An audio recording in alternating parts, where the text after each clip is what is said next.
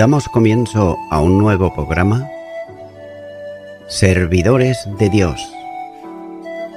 Quien te habla es Manuel Cornejo. Estaré compartiendo la palabra de Dios y lo haré de una manera expositiva, versículo a versículo. Y en esta ocasión será en la primera carta a Timoteo, capítulo 2 y versículo 14, donde dice: Y Adán no fue engañado, sino que la mujer, siendo engañada, incurrió en transgresión. El apóstol Pablo hace la primera afirmación, y es que Adán no fue engañado. Satanás, por tanto, no tentó al varón, sino a la mujer. El gran problema de la caída en cuanto a la responsabilidad hace mayor responsable al hombre que a la mujer. En el relato bíblico se aprecia que Adán cedió a la petición de Eva para que comiese del fruto prohibido. La segunda verdad es que Eva es la que fue engañada. Por tanto, a causa de la caída en la tentación, al ser seducida por Satanás, incurrió ella en transgresión, ya que realmente lo que Eva quiso es ser igual a Dios, dejando el lugar que tenía en el orden creacional. Y nótese que no intentaba ser superior a su esposo, sino que quería llegar a ser como el Creador. Así pues, ella procuraba así invertir el orden divino que había sido establecido por Dios. El apóstol entiende que las mujeres están vinculadas con la primera mujer, que las hace más propensas a la ilusión y a la seducción que al hombre. Este es uno de los argumentos que el apóstol usa para dar a Timoteo las razones bíblicas en que sustenta la prohibición sobre la enseñanza de la mujer en las iglesias. Y mucho menos en Éfeso, donde los errores que deben ser corregidos tienen que ver con doctrina bíblica. El apóstol sabía que esta limitación en la iglesia traería el rechazo de algunas mujeres, por tanto, pone en manos de Timoteo las razones bíblicas que la sustenta. Continúa ahora con el versículo 15, el último ya de este capítulo 2, donde dice: Pero se salvará engendrando hijos, si permaneciere en fe, amor y santificación con modestia. Comienza diciendo se salvará. Esta palabra viene de un término neotestamentario común para la salvación, pero la palabra también puede significar rescatar, es decir, preservar seguro y sin daño, sanar o liberar de. Y esta palabra aparece varias veces en el Nuevo Testamento sin referirse a la salvación espiritual. Vaya, por ejemplo, algunos ejemplos como son Mateo capítulo 8 versículo 25, Mateo capítulo 24 versículo 22 y la segunda carta de Timoteo capítulo 4 versículo 18. Así, por tanto, es obvio que Pablo no tiene el propósito de enseñar que las mujeres se salvan eternamente de la paga del pecado engendrando hijos, ya que eso sería contradictorio con la enseñanza neotestamentaria de que la salvación es por gracia, mediante la fe solamente, como así enseña Romanos capítulo 3 y los versículos 19 y 20, donde dice: Pero sabemos que todo lo que la ley dice, lo dice a los que están bajo la ley, para que toda boca se cierre y todo el mundo quede bajo el juicio de Dios, ya que por las obras de la ley ningún ser humano será justificado delante de él, porque por medio de la ley es el conocimiento del pecado. El tiempo futuro y el empleo del plural indica que incluso no se está refiriendo a Eva, ya que el plural y la ausencia de relación con el contexto muestran que Pablo no se estaba refiriendo a María, la madre de Jesús, como algunos por otro lado sugieren. Ya que aquí Pablo enseña que, aunque una mujer precipitó la caída y las mujeres tienen esa responsabilidad, todavía pueden salvarse de esa estigma al tener hijos, ya que el rescate, la liberación de las mujeres del estigma de haber guiado al género humano al pecado sucede cuando ellas traen una semilla justa. Por tanto, las mujeres están muy distantes de ser ciudadanas de segunda clase, porque ellas tienen la responsabilidad fundamental de educar hijos piadosos. Y note que las madres dedican mucho más tiempo a sus hijos que los padres, y por eso tienen una mayor influencia. Mientras que por otro lado, los padres no pueden conocer la estrecha relación que establecen las madres con sus hijos, desde el embarazo, por ejemplo, al nacimiento, la infancia y los primeros años de la niñez. El punto de Pablo es que aunque la mujer condujo al género humano al pecado, las mujeres tienen el privilegio de llevar al género humano del pecado a la piedad. Y eso no quiere decir que Dios quiere que todas las mujeres tengan hijos, ya que algunas Él no quiere incluso que se casen, como dice por ejemplo Pablo a los Corintios en su primera carta, capítulo 7 y los versículos 25 al 40. Pablo habla en términos generales, ya que el dolor asociado con el alumbramiento fue el castigo por el pecado de la mujer. Génesis, capítulo 3, versículo 16 dice: A la mujer dijo: multiplicaré en gran manera los dolores de tus preñeces, con dolor darás a luz los hijos. Pero por otro lado, el gozo y el privilegio de educar a los hijos libra a las mujeres del estigma de ese pecado. Para que las mujeres reviertan el daño que recayó sobre ellas en la caída y cumplir así su llamado, ellas necesitan criar simientes santas. Y para hacerlo, deben permanecer, como dice la palabra, en fe y amor, de lo que depende en realidad su salvación. Y deben también permanecer en santificación, es decir, en santidad, con modestia. La misma palabra aquí traducida es con pudor y modestia, como enseña el versículo 9.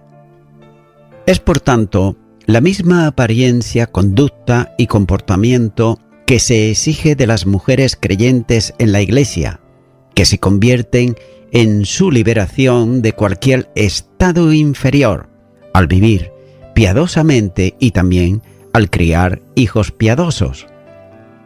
Así pues, en este pasaje vemos cómo Dios ha balanceado perfectamente las funciones de los sexos, para dar un amplio análisis del propósito de Dios para los hombres y las mujeres en la Iglesia, ya que los hombres deben ser líderes en la Iglesia y en la familia, y las mujeres están libres de cualquier acusación de inferioridad por la piadosa influencia que tienen en la vida de sus hijos.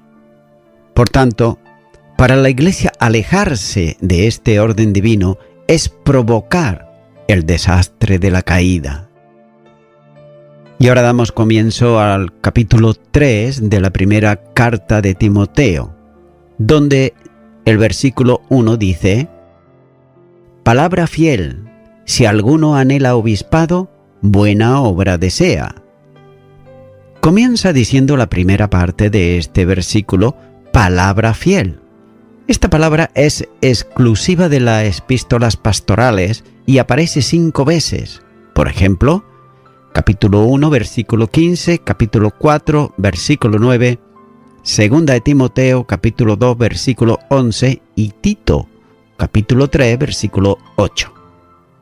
Y en cada ocasión presenta una verdad fundamental de gran importancia y conocida entre los creyentes. Por tanto, La palabra fiel es una verdad obvia, muy evidente, que no necesita prueba. Como la frase aparece tarde en el ministerio de Pablo, es probable que indique axiomas que se habían convertido en credos. Aunque por otro lado, la palabra fiel, en este pasaje, es con relación al tema del llamado al ministerio. Las otras veces, sin embargo, en las que aparece esta frase se refiere a asuntos doctrinales. El incluir esta verdad con esos elementos esenciales de la doctrina cristiana muestran también la importancia que se le da a la función del liderazgo en la iglesia primitiva, ya que era y es una responsabilidad seria y también sagrada. En la época de Pablo, al pastorado no se entraba con facilidad, pero hoy en día las personas entran al ministerio por diversos privilegios, de trabajar, por ejemplo, con cristianos u otro por motivaciones inadmisibles. Sin embargo, en la iglesia primitiva, las condiciones eran muy, pero que muy diferentes. Había, por un lado, poco dinero que hacer, ya que las iglesias eran pobres y pocos cristianos eran ricos. Por tanto, el ministerio no era una posición de privilegio en la sociedad, ya que los cristianos, y en especial los predicadores, eran rechazados y también despreciados. Nótese lo que dice la primera carta a los Corintios capítulo 1 y versículo 26, donde dice: Pues mirad, hermanos, vuestra vocación, que no sois muchos sabios, según la carne, ni muchos poderosos, ni muchos nobles. Y como que la iglesia era a menudo blanco de persecución, los que estaban en funciones de liderazgo arriesgaban ellos sus vidas.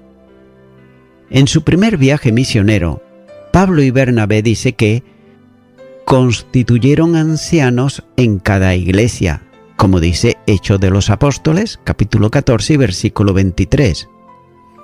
Pero nótese que los ancianos, junto con los apóstoles, presidieron el concilio de Jerusalén.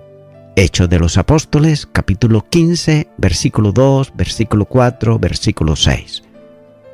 Y como se ha observado, Pablo había designado anciano en Éfeso. Hechos de los Apóstoles, capítulo 20, versículo 17 y versículo 18. Cuando Pablo dirige la epístola a los filipenses, le dice en Filipenses 1:1: A todos los santos en Cristo Jesús que están en Filipos, con los obispos y diáconos. Y también les escribió a los tesalonicenses.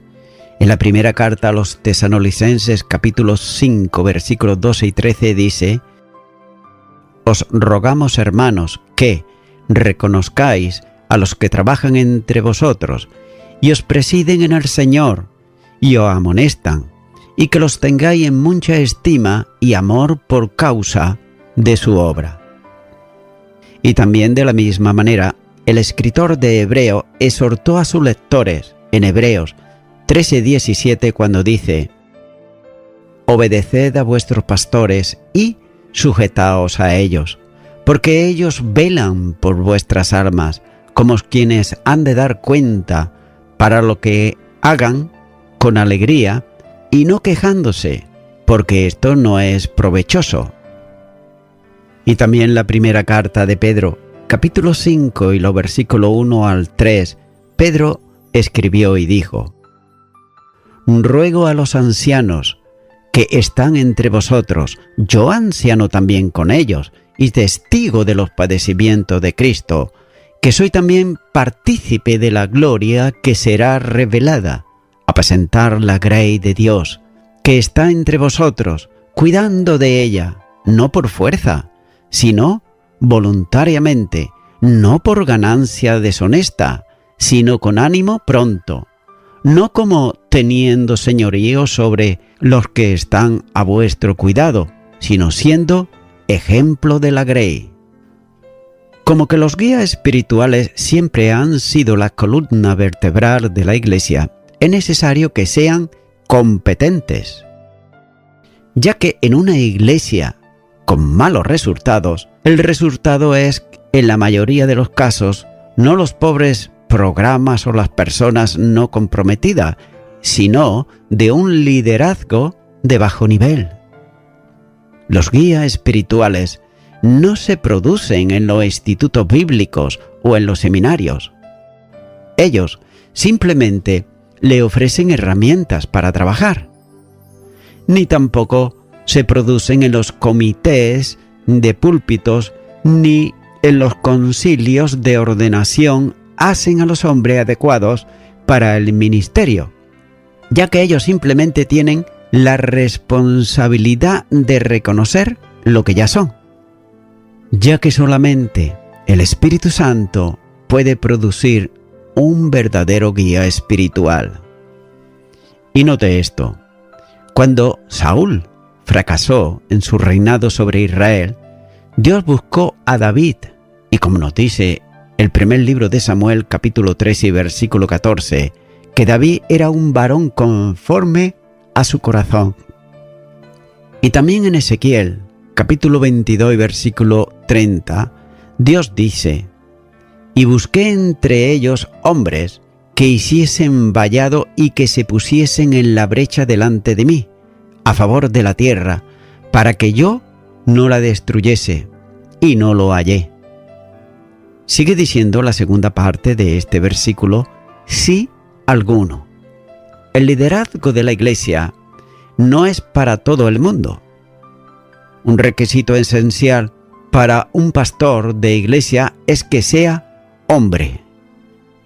El pronombre indefinido, tis, es decir, alguno, debe considerarse aquí como masculino de acuerdo con la forma masculina de los adjetivos en los versículos 2 al 6. Además, una mujer difícilmente pudiera ser mando de una sola mujer, versículo 2, ni tampoco las mujeres en aquel tiempo gobernaban en su hogar, versículo 5. Y Pablo aplica aquí la verdad que enseñó en el capítulo 2 y los versículos 11 al 15, ya que las mujeres no deben ser líderes en la iglesia. Ellas tienen una función esencial e importante en la iglesia, el hogar y la sociedad. Sin embargo, esa función no incluye el liderazgo sobre el pueblo de Dios. Sigue diciendo la tercera parte de este versículo: anhela, es decir, desea. Quienes anhelan el obispado deben tener un apremiante deseo, dado por el Espíritu Santo de Dios para ejercerlo. Ya que la palabra anhela viene de una palabra rara, que solo aparece aquí en Primera de Timoteo, capítulo 6, versículo 10, y también en Hebreos, capítulo 11, versículo 16. Así pues, esta palabra, anhela, significa extenderse tras o estirarse para asir algo. Y el término no se refiere a motivos internos, sino que describe solamente la acción externa.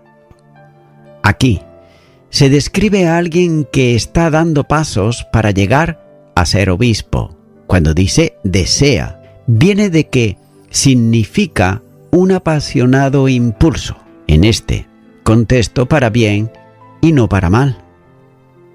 A diferencia de la palabra orego, este verbo se refiere al sentimiento o deseo interior. Y tomados en conjunto, los dos términos describen el nombre que externamente aspira al ministerio debido a que en su interior hay una pasión que lo conduce. Ahora bien, nótese esto, y es que algunos hombres buscan tener autoridad en la iglesia, porque las personas que ellos estiman lo han animado a hacerlo. Otros lo anhelan porque han decidido que el ministerio es la mejor opción. aman al Señor y también aman a su iglesia. Así que por lo tanto asisten a un instituto bíblico o un seminario para prepararse para el servicio. Sin embargo, y téngase en cuenta esto, como que no son impulsados por una pasión interior por el ministerio, esto puede convertirse simplemente en un ejercicio académico para ellos o en un trabajo más. Por otra parte, algunos tienen una gran pasión por el ministerio, pero le falta también el dominio propio y dedicación para las prioridades de la preparación necesaria, ya que no pueden someter su vida a una disciplina que les permita entrar en el camino y lograr así su deseo. Por otro lado, el hombre que ha sido de veras llamado al ministerio se caracteriza tanto por una pasión interna que lo consume, como por una búsqueda de disciplina exterior. Para él, el ministerio no es la mejor opción, es la única opción. No hay otra cosa que pueda hacer con su vida que lo pueda satisfacer más. Por consiguiente, él trabaja con diligencia a fin de prepararse para ser completamente competente para el servicio. También, aunque algunos pueden recibir el llamado tardíamente en la vida, desde ese momento en adelante no harán otra cosa que prepararse y servir al Señor. Así pues, como se ha observado, algunos buscan el obispado por motivos equivocados, como por ejemplo el dinero, poder, prestigio o vanagloria. No es el puesto lo que busca, el que verdaderamente es llamado, sino el trabajo en sí. Digámoslo de una manera sencilla, la ambición por el cargo corrompe, pero el deseo por el servicio purifica. Nuestro Señor Jesús describió el verdadero carácter del servicio espiritual en el Evangelio de Marcos, capítulo 10, versículos 42 al 44, donde dice: Mas Jesús, llamándolos, les dijo: ¿Sabéis que los que son tenidos por gobernantes de las naciones se enseñorean de ellas, y sus grandes ejercen sobre ellas potestad? Pero no será así entre vosotros, sino que el que quiera hacerse grande entre vosotros será vuestro servidor, y el que de vosotros quiera ser el primero será siervo de todos. La Iglesia debe de tener la dirección de hombres apasionados para quienes sean apremiantes el ministerio. Sigue diciendo este versículo obispado, es decir, tener autoridad sobre la Iglesia no es tarea insignificante, sino más bien una seria responsabilidad, como enseña Hebreos capítulo 13 y versículo 17, ya que advierte que los líderes deben dar cuentas a Dios por cuán fielmente han guiado, mientras que Santiago también añade que, como enseñan, afrontan un juicio mucho más severo. Santiago capítulo 3 versículo 1. En nuestro tiempo, obispo está cargado de adornos eclesiásticos, pero sin embargo, en el Nuevo Testamento el término obispo se refiere a la misma función de pastor y anciano, como podemos observar en Hechos de los Apóstoles capítulo 20, versículo 28, Tito capítulo 1, versículo 5 al 9, la primera carta de Pedro capítulo 5, versículo 1 al 2. Por otro lado, algunos han sugerido que deriva su sentido de administrador, de inspector o director económico de la ciudad en la cultura griega. Pero sin embargo, su uso en el Nuevo Testamento se compara mejor con el de los judíos esenios de la comunidad de Qumran. Los obispos entre los esenios predicaban, enseñaban, presidían, ejercían autoridad y cuidado también del término de la cultura griega. Ahora bien, ¿cuáles son las responsabilidades del obispo? Gobernar, predicar y enseñar, como enseña la primera carta a Timoteo, capítulo 5, versículo 17. Orar también por los enfermos, como enseña Santiago, capítulo 5, versículo 14. Cuidar de la iglesia y además ser ejemplos para otros, como enseña la primera carta de Pedro, capítulo 5 y los versículos 1 y 2. También establecer el plan de acción de la iglesia, Hechos de los Apóstoles, capítulo 15, versículo 22 en adelante. Y también en ordenar a otros líderes, primera de Timoteo, capítulo 4, versículo 14. Sigue diciendo este versículo, buena obra. El ministerio es una buena obra, es decir, una noble obra, honorable y excelente.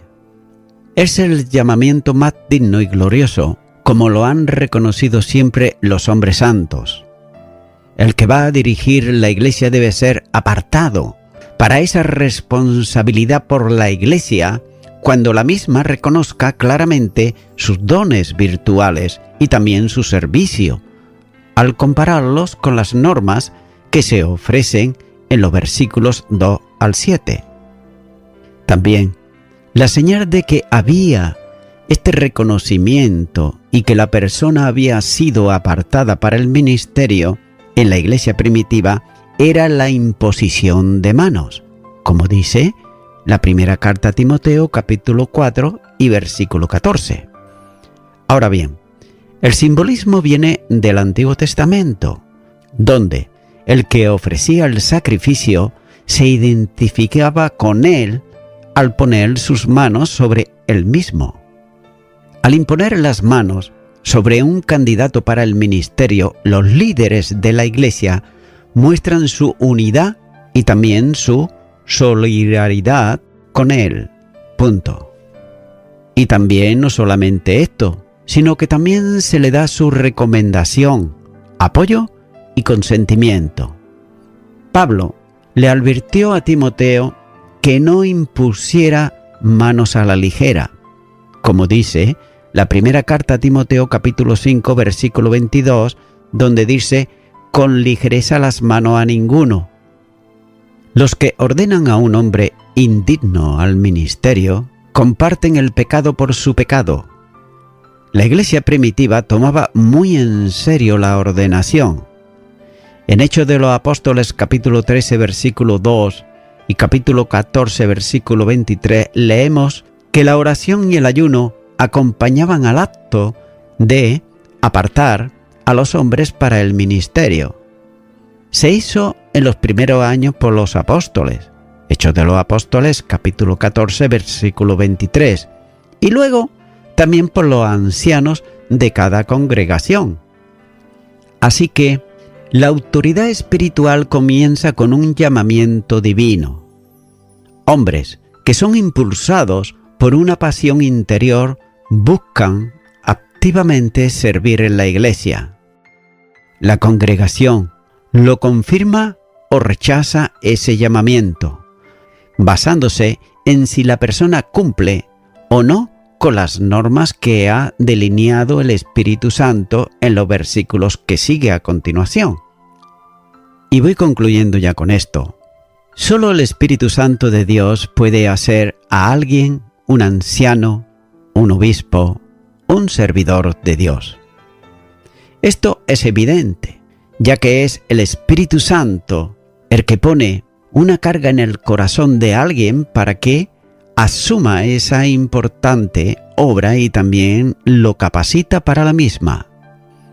Es imposible, por otro lado, hacer a nadie obispo votándolo para el cargo o ordenación. Hechos de los Apóstoles, capítulo 20, versículo 28 nos dice: por tanto, mirad por vosotros y por todo el rebaño que el Espíritu Santo os ha puesto por obispos, para apacentar la iglesia del Señor, la cual Él ganó por su propia sangre. Estimado y estimada oyente, La Iglesia de Cristo es quien aprueba si un hombre realmente está capacitado para ser obispo o anciano en la Iglesia, siempre, naturalmente, que la Iglesia sea dirigida por el Espíritu Santo de Dios para tomar tal decisión. Y también es el Espíritu Santo de Dios el que redarguye a las almas para que acepten a Cristo como su Salvador. En el Evangelio de Juan, capítulo 16, el Señor Jesús le está hablando a los discípulos y le dice concretamente que cuando venga el Espíritu Santo, Él convencerá al mundo de pecado, de justicia y de juicio. Juan capítulo 16, versículo 8. Así que, amigo y amiga oyente, de nada vale decir soy creyente, o soy cristiano, soy cristiana, tan solo por seguir una tradición o por tener estudios teológicos o conocimiento bíblico, ya que de nada sirve todo esto si antes tú no dispones tu corazón para que sea el Espíritu Santo de Dios el que te convenza, y no lo que te diga el hombre, estando toda explicación y razonamiento fuera de la palabra de Dios. Así pues, yo te invito ahora a que tú puedas orar conmigo una oración de fe para recibir a Jesucristo en tu corazón, si no lo ha hecho nunca, para recibirle como tu único y suficiente Salvador. Ora conmigo y repite ahí a donde estás. Dios eterno, te quiero dar muchas gracias porque es tu Espíritu el que me convence que soy una persona pecadora. Hasta ahora he andado en mi propia justicia, pero a partir de ahora quiero andar en la tuya. Por ello, te pido perdón por todos mis pecados, los cuales me arrepiento de ellos, y quiero darte gracias en el nombre de tu Hijo Jesucristo. Amén.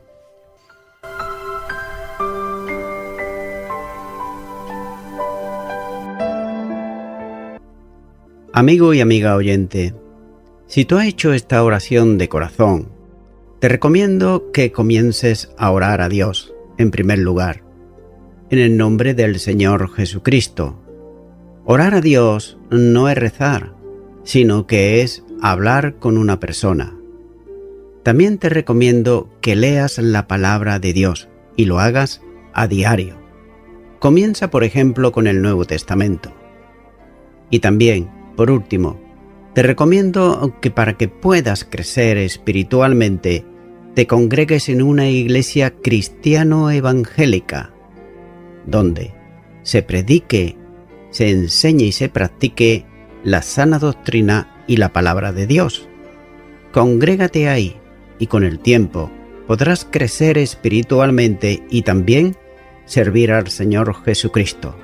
Que Dios te bendiga. Y a toda la audiencia, nuevamente ya me estoy despidiendo de todos ustedes y será hasta el próximo programa. Que Dios os bendiga a todos.